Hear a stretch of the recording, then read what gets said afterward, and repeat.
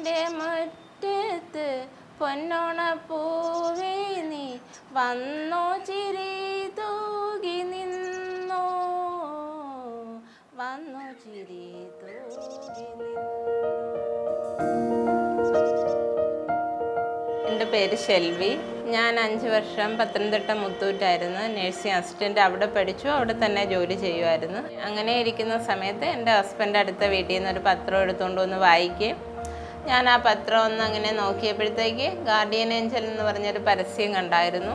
അപ്പോൾ ഞാൻ ഇങ്ങനെ വായിച്ചിട്ട് എൻ്റെ ഹസ്ബൻഡിനോട് ചോദിച്ചു, ഏതൊന്ന് നോക്കാമോ, വേണ്ട അവിടെ ഡോക്ടർമാരുണ്ട്, സിസ്റ്റർമാരുണ്ട്, എല്ലാവരും ഉണ്ട് എന്ന് പറഞ്ഞു. സാലറി തന്നെ എന്നെ ഏറ്റവും ആകർഷിച്ചത് സാലറിയാണ്. ഫസ്റ്റ് അവിടെ ജോലിക്ക് പോകുന്ന കാര്യം പറഞ്ഞപ്പോഴാണ് ഞാൻ എതിർത്താണ്. കാരണം ഒന്നാതെ ഇത്രയും ദൂരം തന്നെ വീട്ടിൽ നിന്ന് ആരും തന്നെ അങ്ങനെ വെളിയിലോട്ട് പോയി നിന്നിട്ടില്ല. അപ്പോൾ പിന്നെ എങ്ങനെ ഞാൻ വിടുന്നത്? ബുദ്ധിമുട്ടുകൾ അന്നും ഉണ്ട്, പ്രയാസങ്ങളും ഉണ്ട്. അന്യ വീട്ടിൽ പോയി അവിടുത്തെ രീതികൾ നമുക്കറിയത്തില്ല. അതുകൊണ്ടൊക്കെ ഉണ്ട് എനിക്ക് പോകാൻ വലിയ താല്പര്യമില്ല, വിടാൻ താല്പര്യമില്ലായിരുന്നു. പിന്നെ സെൽവിക്ക് പോകണം, വീട്ടിലെ ബുദ്ധിമുട്ടും കാര്യങ്ങളെല്ലാം പറയുകയും പിന്നെ ഞാൻ എങ്ങനെയെങ്കിലുമൊക്കെ പറഞ്ഞു, വഴക്കൊക്കെ ഏറ്റെടുത്ത് ഏട്ടൻ പിന്നെ എന്നെ കൊണ്ട് അവിടെ വിട്ടു. ഒരു നേഴ്സിംഗ് കെയർ ചെയ്യണമെങ്കിൽ നമ്മളൊരു നേഴ്സിംഗ് പഠിക്കുക തന്നെ വേണം. പക്ഷേ ഗാർഡിയൻ ഏഞ്ചലിൽ അതെല്ലാം അവർ ഈസി ആയിട്ട് പഠിപ്പിച്ചു.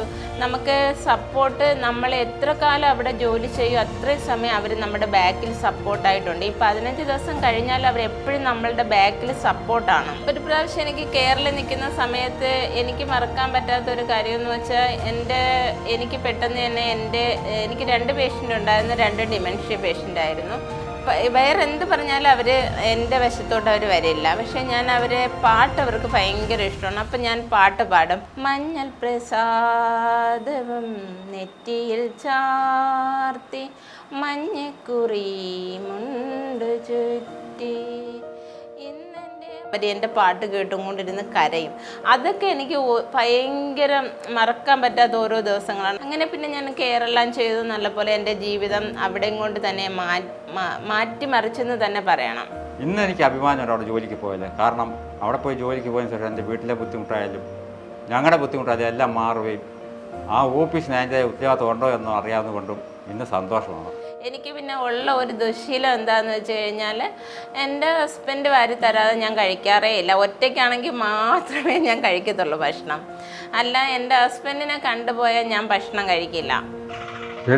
ഇല്ലാത്ത സമയത്ത് യൂട്ടിക്ക് പോകുന്ന സമയത്ത് ഞാൻ തന്നെയാണ് ഇവിടെ ആഹാരം ഉണ്ടാകും, ഞാൻ തന്നെയാണ് പാചകം ചെയ്ത് എല്ലാം കഴിക്കുന്നത്. ഞാൻ യൂട്ടിക്ക് പോയിട്ട് വന്ന ശേഷം എന്തെങ്കിലും വെച്ച് കഴിക്കും. അവൾ ലീവിന് വന്നു കഴിഞ്ഞാലും അവൾക്ക് ഇഷ്ടമുള്ള ആഹാരം വെച്ച് കൊടുക്കുകയും ഞാൻ തന്നെയാണ്. അതെൻ്റെ സ്വഭാവമാണ് പണ്ട് തൊട്ട്. ഞങ്ങളുടെ കല്യാണം കഴിഞ്ഞ കാലം തൊട്ട് ഇങ്ങനെ. സെൽവി ഈ ജോലിക്ക് പോയ ശേഷമാണ് വസ്തു മേടിക്കുന്നത്. ഞങ്ങളിപ്പോൾ വീടൊക്കെ അയക്കുകയാണ്. ഇതിടയ്ക്ക് മോനെ നല്ലപോലെ പഠിപ്പിച്ചു. മോനിപ്പോൾ ഗൾഫിന് പോകാൻ പോവുകയാണ്. ഗാർഡിയൻ ഏഞ്ചലിൽ ജോലി ചെയ്യുന്ന സമയത്ത് തന്നെ എൻ്റെ വീടിൻ്റെ പണി തീർക്കണം. എൻ്റെ ഡ്യൂട്ടി കഴിഞ്ഞാൽ എനിക്ക് ഉള്ള ഒരേ ഒരു കാര്യം എങ്ങനെയാണെന്ന് വെച്ചാൽ എൻ്റെ പ്രാർത്ഥനയാണ്.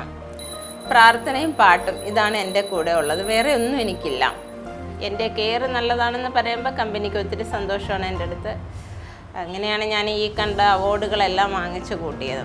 അപ്പം നമ്മൾ വിഷമിച്ച് ആരും ഒരു തുണയില്ല എന്ന് പറഞ്ഞ് നിൽക്കുന്ന സമയത്ത് നമുക്ക് കൈ നിറച്ച് സ്നേഹമായിട്ട് നിൽക്കുന്ന ഒരു കമ്പനിയാണ് ഗാർഡിയൻ ഏഞ്ചൽ. 10ാം ക്ലാസ് കഴിഞ്ഞിട്ട് എത്രയോ പേര് ഒരു ജോലിയില്ല, അല്ലെങ്കിൽ ഞങ്ങൾക്ക് ഏജ് ആയിട്ടുണ്ട്, ഒരു ജോലി ചെയ്യാനില്ല, ഇനി ഞങ്ങൾ എന്ത് ചെയ്യും, ഇത്ര ഏജൊക്കെ ഉള്ള ഞങ്ങൾ എന്ത് ചെയ്യും എന്ന് പറഞ്ഞ് ഒരുപാട് പേര് വീട്ടിൽ ടെൻഷൻ അടിച്ചിരിക്കുന്നുണ്ട്. ഇപ്പോൾ ജോലിയില്ല എന്ന് പറഞ്ഞ് വിഷമിച്ചിരിക്കുന്നവർ, നിങ്ങൾ ആർക്കാണെങ്കിലും ഗാർഡിയൻ ഏഞ്ചലിൽ വന്നു കഴിഞ്ഞാൽ എല്ലാ സപ്പോർട്ടോടും കൂടി നിങ്ങൾക്ക് ജോലി തരാൻ ഇവിടെ ഒരുക്കമാണ്.